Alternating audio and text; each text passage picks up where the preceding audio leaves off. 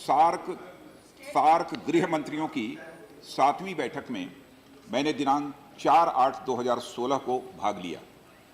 इस बैठक में मुख्य एजेंडा आतंकवाद, नारकोटिक ड्रग्स की तस्करी, साइबर क्राइम एवं ह्यूमन ट्रैफिकिंग थे। लगभग सभी देशों ने आतंकवाद की घोर भर्त्सना की है। भारत की ओर से मैंने आतंकवाद पर विशेष बल दिया। मुझे विश्वास है कि सदन के सभी सम्मानित सदस्य इस बात से सहमत होंगे, क्योंकि दक्षिण एशिया में शांति और खुशहाली के लिए सबसे बड़ी चुनौती और सबसे बड़ा खतरा भी आतंकवाद ही है। मैंने इस बुराई को जड़ सहित उखाड़ फेंकने का पक्का संकल्प करने का आह्वान किया। सार्क के सभी सदस्यों से आग्रह किया कि वे आतंकवाद को न तो ग्लोरीफाई करें, न ही पैट्रोनेज दें। एक देश का आतंकवादी किसी के लिए भी मार्टायर या स्वतंत्रता सेनानी नहीं हो सकता।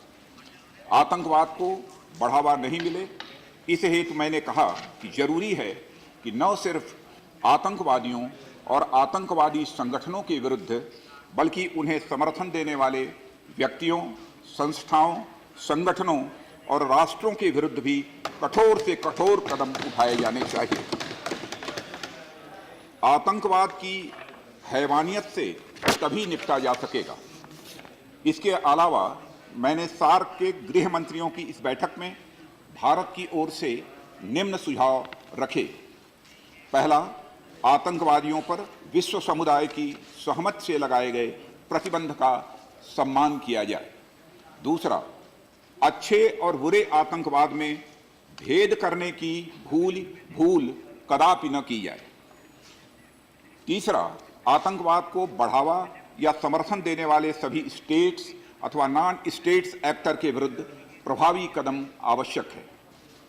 चौथा, आतंकवाद में सम्मिलित व्यक्तियों के विरुद्ध कड़ी कानूनी कार्रवाई होनी चाहिए और उनका एक्स्ट्राडिशन सुनिश्चित किया जाना चाहिए, ताकि वे कानून से न बच पाएं, क्योंकि कई लोग वांटेड हैं डिप्टी चेयरमैन सर। और पांचवी बात जो मैंने कही थी, SAARC convention on mutual assistance on criminal matters को उन देशों द्वारा रेटिफाई किया जाना आवश्यक है जिन्होंने अब तक इसको रेटिफाई नहीं किया है।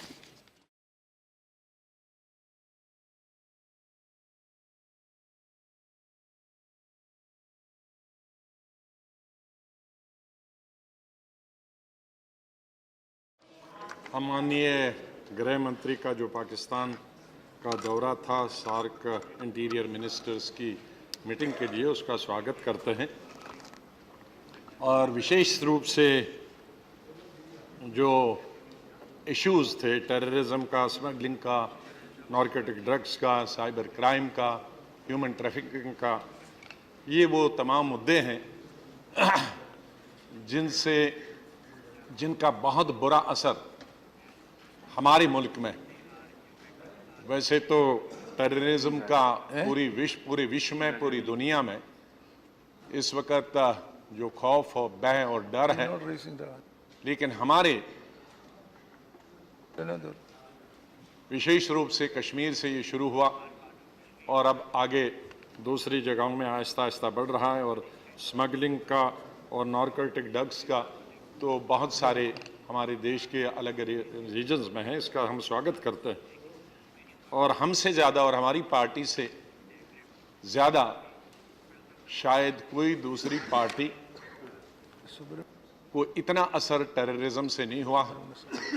हमने 2 प्राइम मिनिस्टर खोए हैं, एक इंदिरा गांधी जी और बाद में राजीव गांधी जी, पंजाब के chief minister Ben Singh ji, और दूसरी पार्टियों के भी कई सीनियर लीडर्स इस टेररिज्म का शिकार हुए हैं। कश्मीर में तो हज़ारों की तादाद में नौजवान, बच्चे, बूढ़े, औरतें इस टेररिज्म का पिछले कई सालों से शिकार हुए। मैं ये गृह मंत्री जी ने सार्क सम्मेलन के बारे में जो कुछ अपने भारत देश की तरफ से खास तौर से कुछ मुद्दों को लेकर और आतंकवाद को लेकर जो इन्होंने खुलकर अपनी बात वहाँ रखी है, तो इसका हमारी पार्टी समर्थन करती है, तहे दिल से समर्थन करती है। माननीय गृह मंत्री जी सार्क देशों के गृह मंत्रियों के सम्मेलन में पाकिस्तान गए, वहाँ उन्होंने जो बातें की उनको यहाँ प्रमुखता से हमारी मीडिया ने प्रसारित भी किया है।